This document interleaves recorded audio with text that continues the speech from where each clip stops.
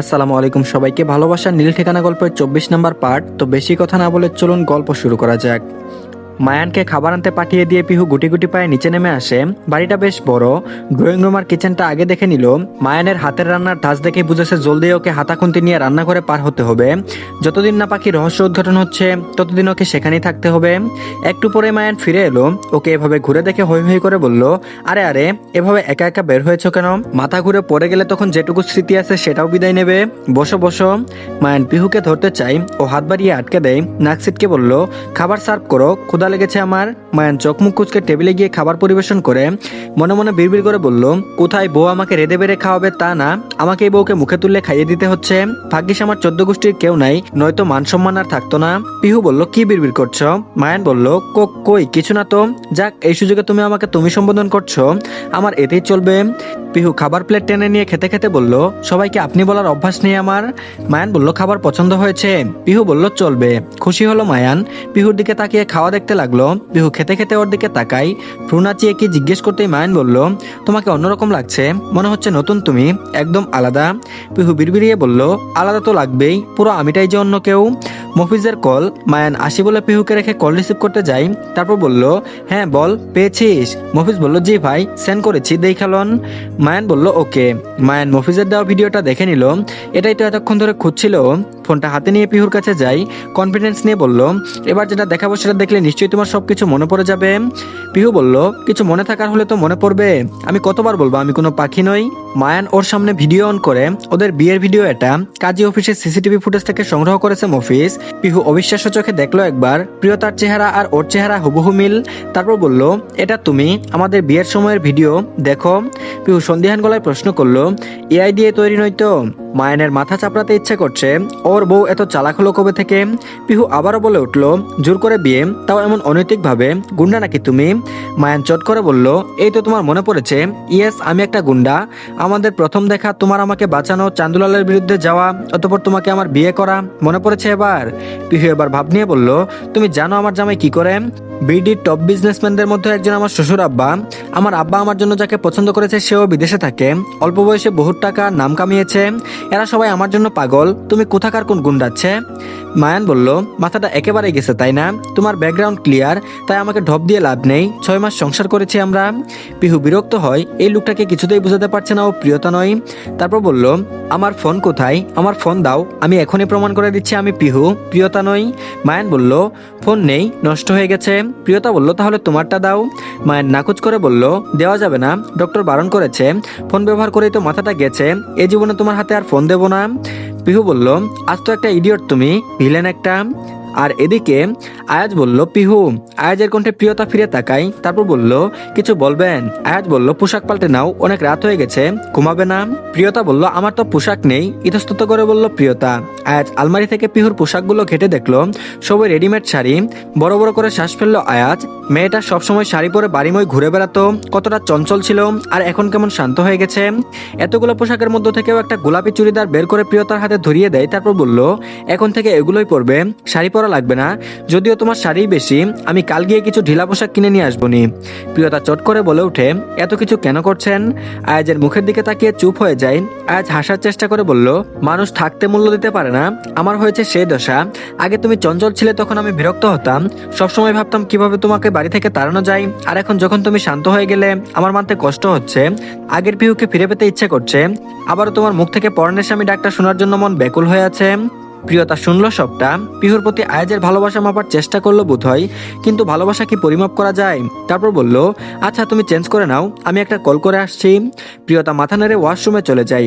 আর এদিকে পিহু সবেমাত্র বিছানায় গা এলিয়ে শুয়েছিল, কোথা থেকে মায়ের এসে হুড়মুড় করে বিছানায় উঠে এসে ওকে জড়িয়ে ধরতেই পিহু লাফিয়ে উঠে বলল, এসব কি ধরনের অসভ্যতা? আমার বিছানায় কি করো তুমি, লুচ্চা বেটা? মায়ান বলল, এখন কি নিজের বউয়ের কাছে আসলেও লুচ্চা উপাধি নিতে হবে? এ কি দিন এলো আমার? ওরে মফিজ, তুই কোথায়? পিহু বলল, শাট আপ, দূরে সরো। মায়ান বলল, দূরে কোথায় যাব? পিহু বলল অন্য রুমে যাও, বাড়িতে কি রুমের অভাব পড়েছে? মায়ান গো ধরে বলল বউকে রেখে আমি কোথাও যাব না। পিহু বলল একটা কানের নিচে দিলে সব নেকামো ছুটে যাবে, মেয়ে তুমি, এত নেকামি আসে কোথা থেকে? মায়ান হাই হাই করে বলল কি সাংঘাতিক, শেষে কিনা বউয়ের হাতে মায়ের খেতে হবে। পিহু বলল এখনই রুমের বাইরে না গেলে মায়ের কাকে বলে কয় প্রকার ও কি এখনই টের পাইয়ে দেবো, বের হও বলছি। ডক্টর বলেছে পিহুকে যেন কোনো বিষয়ে জোর না করা হয়, তাই মায়ান দুঃখ ভারাক্রান্ত মন নিয়ে আস্তে আস্তে রুমের বাইরে চলে যায়। যাওয়ার সময় ফিরে তাকায় পিহুর দিকে, কেমন যেন অসহায় চোখে তাকাচ্ছিল। পিহুর চোখ রাঙিয়ে ইশারায় চলে যেতে বলল। মায়ান দরজা পেরোতেই ধারাম করে দরজা লাগিয়ে দেয়। আর এদিকে প্রিয়তা বিছানার দিকে তাকিয়ে ইতিউতি চাইল, সব না হয় মেনে নিল, কিন্তু ঘুমানোর সময় কি করবে? এমনিতেই ও পিহু নয় বলে মুখে ফেনা তুলে ফেলেছে, অথচ একজনও বিশ্বাস করেনি, সেখানে কি করে আয়াজকে বলবে আলাদা ঘুমাতে? আয়াজ বলল কি ভাবছো? প্রিয়তা বলল না মানে আমি আপনার সাথে বেড শেয়ার করতে পারবো না। না মানে দেখুন আমার কিছু মনে নেই, তাই এই বিষয়ে আমাকে জোর করবেন না প্লিজ। আয়াজ দীর্ঘশ্বাস ফেললো, তারপর বলল ঠিক আছে তুমি বিছানায় ঘুমাও, আমি সোফায় ঘুমাচ্ছি। প্রিয়তা বলল আমি কি আপনাকে বিশ্বাস করতে পারি? আয়াজ বিদ্রুপের হাসি দিল, নয়তো নিজেকে নিয়ে বিদ্রুপ করলো ও। তারপর বলল তুমি প্রেগনেন্ট পিহু, তোমার মনে হয় এই অবস্থায় আমি তোমার উপরে জোর করব? এখনো পর্যন্ত আমাকে তোমার সাথে জোর করতে দেখেছো? ওহ তোমার তো কিছুই মনে নেই, আমি তোমাকে বিশ্বাস করানোর জন্য বাইরে যেতে পারবো না, এতে খালামুনি আম্মু ভুল ভাববে।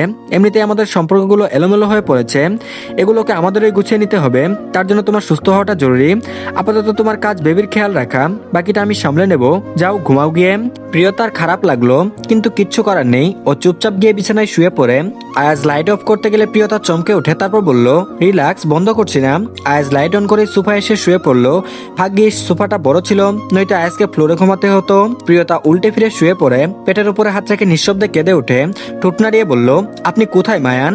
আপনি জানেন আপনার বাচ্চা আমার পেটে, আমি কিভাবে আপনাকে খুঁজে পাবো? প্লিজ আমাদের এখান থেকে নিয়ে যান প্লিজ। আয়াজ নিজেও কি করবে ভেবে পায় না, কি করলে পিহুর সবকিছু মনে পড়বে, আবার আগের মতো হয়ে যাবে। ও সে চিন্তায় মশগুল, সাথে চিন্তা আরো বাড়লো। এখন পিহু একা না, এই অবস্থায় তাসনিমকেও একদম বিশ্বাস করতে পারবে না। পিহুকে গতবার যে তাসনিমই বিষ দিয়েছিল সেটা আয়াজ জেনে গেছে, জেনে শুনে নিজের স্ত্রী সন্তানের ক্ষতিও কিছুতেই হতে দেবে না, একদম না। এদিকে পিহুর চোখেও ঘুম নেই, বাবা মায়ের কথা মনে পড়ছে। তারপর বলল আম সরি আম্মু, তোমাকে দেওয়া কথা রাখতে পারলাম না, আন্টিকে আর তোমাকে মিলিয়ে দিতে পারলাম না আমি। একটু ভেবে আবারও বলল আচ্ছা ওই বাড়ির সবাই কি আমাকে ভুলে গেছে? আর আয়াজ, ও খুঁজবে আমায়? কেন খুঁজবে? আমি কে ওর? বরং আমি না থাকলে ওই সবচেয়ে বেশি খুশি হবে। ধুর, আমি কেন ওদের নিয়ে ভাবছি? কে হয় ওরা আমার? কেউ না। আমাকে এখন এই মায়ানের পাখির কাহিনীটা খোলাসা করতে হবে, জলদি এখান থেকে বের হতে হবে। পিহুর ভাবনার মাঝে কাউকে হেরে গলায় গান গাইতে শুনতে পেলে জানালার কাছে গিয়ে দাঁড়াতেই দেখে মায়ান গাছের উপরে বসে পা ঝুলিয়ে দিয়ে গান গাইছে। নাইরে নাইরে নাইরে আমার বাঁচার উপায় নাই, বউ ছাড়া আমি বড় অসহায়। একটু পরে থেমে আবারও গেয়ে ওঠে বউ ও বউ তুই অপরাধী রে, আমার মতো জামাইরে তুই ভুললি কেমনে? পিহু কপাল চাপড়াই বিড়বিড় করে বলল পাগল একটা। তৎক্ষণাৎ চমকে উঠে তাকাতেই দেখে মায়ান আবার চিৎকার করে গেয়ে ওঠে তুই ভালো না রে পিহু, তুই ভালো না, আমার সাথে করলি তুই ছলো না রে পিহু, তুই ভালো না রে পিহু। পিহু চিল্লিয়ে ডাকে ওই ভিলেন, মুখ বন্ধ কর, নয়তো এখান থেকে জুতো ছুঁড়ে মারবো। মায়ান ভিজে বেড়ালের মতো মিউ মিউ করে বলল ঘুমাওনি? পিহু বলল তোমার গান শুনলে ঘুম নয় চুরো পালাবে। মায়ান বলল হ্যাঁ হ্যাঁ, বলতে চাইছো আমি সুন্দর গান করি তাই না? পিহু বলল পাগলের সুখ মনে মনে। মায়ান বলল অপমান। আর এদিকে সবেমাত্র পিহু নিচে নেমেছিল। মায়ান বলল টেনটেনা সারপ্রাইজ। মায়ানের অদ্ভুত আচরণে বিরক্ত হলো ও। মায়ান চরম আগ্রহ নিয়ে রাজিয়াকে পিহুর সামনে উপস্থিত করে মনের আশা ছিল পিহু নিশ্চয়ই ওর মাকে চিনতে পারবে। তারপর বলল কি শুরু করেছো তুমি? আর উনিকে? মায়ানের মুখটা ফাটা বেলুনের মতো চুপসে গেল। রাজিয়া আদুরে হাত বাড়িয়ে পিহুর গাল স্পর্শ করে তারপর বলল প্রিয় মা কেমন আছিস? শুনলাম তুই নাকি অসুস্থ। পিহু বলল আন্টি আমি প্রিয় নই, আপনারা ভুল ভাবছেন। মায়ান তৎক্ষণাৎ ছটফটে গলায় জবাব দিল দেখেছেন এই জন্য আপনাকে নিয়ে এসেছি, তাও তো চিনতে পারছে না, মাথাটা পুরোই গেছে। পিহুর পুরনো স্মৃতি মনে করানোর জন্য রাজিয়া অপেক্ষা উত্তম কিছু মাথায় আসেনি মায়ানের, তাই তো সকাল হতে রাজিয়ার কাছে চলে গেছে, সব বুঝিয়ে তারপরও ওনাকে নিয়ে এসেছে। রাজিয়া আবারও ডেকে বলে কি হয়েছে মা, আমাকে ভুলে গেলি? তোর মাকে? পিহুর অস্বস্তি হতে লাগলো, সাথে খারাপও লাগছে, যতই হোক মা তো। পিহু কি বলবে ভেবে পেল না। রাজিয়ার সঙ্গে সঙ্গে প্রিয়তার ছোটবেলার কিছু ছবি নিয়ে এসেছিল, একে একে পিহুকে বসিয়ে সেসব ছবি দেখায়। ছবিগুলো দেখে পিহুর মাথায় বাজ পড়ে, পিহুর ছোটবেলার ছবির সঙ্গে এই ছবিগুলো হুবহু ম্যাচ করে যাচ্ছে। পিহু এবার চরম অবাক হচ্ছে, তারপর বলল কিছু মনে পড়লো? পিহু বলল না। রাজিয়া হতাশ হয়, পিহু জিজ্ঞেস করে প্রিয়তা মানে আমি কোন হসপিটালে হয়েছিলাম বলতে পারবেন? রাজিয়া এবার ভয় পেয়ে গেল, ওনাকে ঘাবড়ে যেতে দেখে পিহুর সন্দেহ হলো, আবারও জিজ্ঞেস করে বলুন। রাজিয়া আমতা আমতা করে বলল তুই তো বাড়িতেই হয়েছিলি। পিহু বলল সত্যি? রাজিয়া বলল হ্যাঁ হ্যাঁ। পিহু আর কথা বাড়ালো না, রাজিয়াকে নিয়ে ওর মনে সন্দেহ দানা বেঁধেছে। রাজি আর থাকলো না। পিহুর মুখোমুখি থাকতে ওনার ভয় লাগছে, তাই মায়ানকে বলে সোজা বাড়ি চলে আসে। মায়ান ওনাকে এগিয়ে দিতে যায়, পিহুই বলেছে তাই মায়ান না করেনি। এই সুযোগে পিহু পুরো বাড়িটা তন্ন তন্ন করে খুঁজে ক্লান্ত হয়ে সোফায় বসে পড়ে। মায়ান কিছুক্ষণের মধ্যেই ফিরল, হাত ভর্তি লিচু। এখন গরমের সময়, আম কাঁঠাল লিচুর মৌসুম। লিচুগুলো রাখতে রাখতে মায়ান বলল, তোমার মাকে জিজ্ঞেস করলাম তোমার প্রিয় ফল কি, বলল লিচু, তাই নিয়ে আসলাম, টেস্ট করো। পিহু নাক সিটকে বলল, লিচু আমার ভালো লাগে না, আম নিয়ে আসলেই পারতে। মায়ানের মনটা খারাপ হয়ে গেল, যাই করছে হিতে বিপরীত হচ্ছে। পিহু বলল, শোনো। মায়ান বলল, বলো। পিহু বলল, আমার একটা ফোন লাগবে আজকেই। মায়ান বলল, বললাম তো ফোন ব্যবহার করা যাবে না। পিহু বলল, ফোন কিনে দিলে রান্না আমি করব, নিশ্চয়ই প্রিয়তা রান্না করতো, এবার তুমি ভেবে দেখো। মায়ানের চোখ খুশিতে চকচক করছে, উৎফুল্ল গলায় বলল, তার মানে তোমার সব একটু একটু মনে পড়ছে। পিহু বলল, মনে তো হচ্ছে, তাই ফোনটা পেলে আরেকটু মনে পড়তো। মায়ান বলল, এক্ষুনি আনিয়ে দিচ্ছি, ওয়েট। পিহু হাঁপ ছাড়লো, মিথ্যা বলা ছাড়া উপায় ছিল না, ফোনটা ইমার্জেন্সি দরকার। তো ধন্যবাদ সবাইকে, এই পার্টটি এই পর্যন্তই, পরবর্তী পার্টও দিয়ে দেওয়া হয়েছে, সবাই দেখে নেবেন। আর সবাই প্লিজ চ্যানেলটিকে সাবস্ক্রাইব করে দিন। আর ভালো থাকবেন সবাই, আল্লাহ হাফেজ।